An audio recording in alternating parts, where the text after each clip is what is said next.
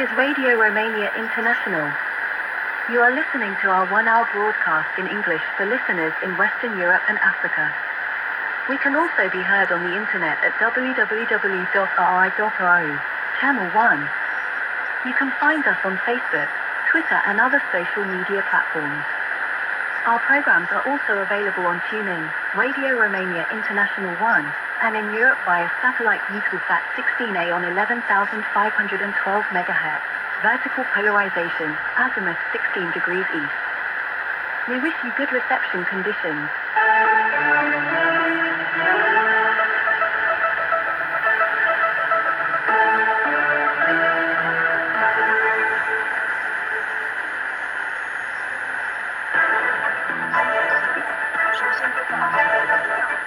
Hello, I'm Caroline Popescu with the news, but the headlines. The ruling coalition in Bucharest is to make a decision today on the date of the presidential election. Romania has received close to 1.1 billion euros for projects in the energy sector, and Romania takes on Slovakia on Wednesday in the decisive match for qualification in the European Football Championship 8 final. The ruling coalition, made up of the Social Democratic Party and the National Liberal Party, is to make a decision today on the date of the presidential election. The two parties are considering two dates for the first election round, September the 15th or the 29th. If the vote is to be held in September, the government has until early July to pass an emergency order on the calendar of the presidential election. The Liberals insist, however, that the election should be organized towards the end of the year, although they had initially agreed on a date in September. They argue that holding the election in September would disrupt the start of the new school year and the campaign would overlap the holiday season. The Social Democrats, on the other hand, rule out any change in the agreed calendar.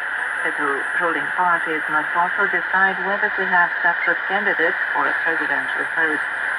On June the 9th, they had a common candidate list for the European Parliament election, but have separate candidates in the local elections.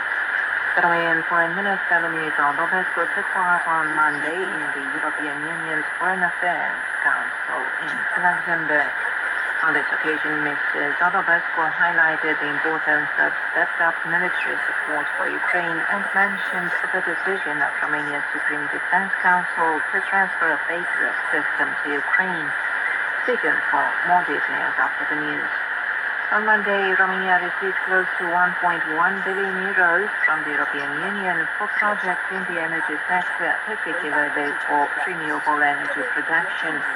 According to an EU news release, Romania and 9 other countries received a total funding of 3 billion euros, intended for 39 programs. The largest amount was given to Romania, followed by the Czech Republic with 835 million euros and Poland with 700 million euros. The ex-Soviet Republics of Moldova and Ukraine today begin their official EU accession negotiations. The first talks are to be held in Luxembourg, and during this process, Chișinău and Kiev must align their national legislation to the bloc's regulations. According to Radio Romania correspondents in Brussels, since their recognition as candidate countries, the two states have made general adjustments in key areas, proving their willingness to adapt to the EU legislation. Beginning with these intergovernmental conferences, Ukraine's and Moldova's progress in the implementation of relevant reforms will be assessed separately. Analysts believe this could be an advantage for Moldova, which according to the European Commission has made better progress than Ukraine so far. The Romanian Interior Minister Cătălin Predoiu takes part on June the 25th to 27th in the Salzburg Forum Ministerial Conference in Luxembourg, Austria. According to the Interior Ministry, the event focuses on current and future challenges in the field of security and migration, including security and migration challenges for the European Union in 2024-2029, security along the Danube in the context of digitization, as well as migration and migrant smuggling. The performing arts market opened today in Sibiu, central Romania, as part of the famous Sibiu International Theatre Festival. Currently in its 27th edition, the performing arts market has this year as well face-to-face, hybrid and online components. More than 80 officials for cultural organizations and institutions in over 30 countries convene in Sibiu to establish contacts and implement joint projects. The festival founder and president Constantin Chiriac says this is the only performing arts market in Romania and in Eastern and Central Europe. And we end with sports in the European Football Championship hosted by Germany. The last matches in Group D and C are scheduled for tonight. In Group D, the Netherlands takes on Austria and France play Poland, while in Group C, England plays against Slovenia and Denmark against Serbia.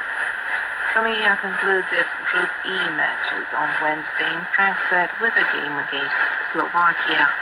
In the same group, Belgium is scheduled to play against Ukraine. All 4 teams in the group have 3 points each, with Romania still third place in the group thanks to a better goal difference. And that was the news.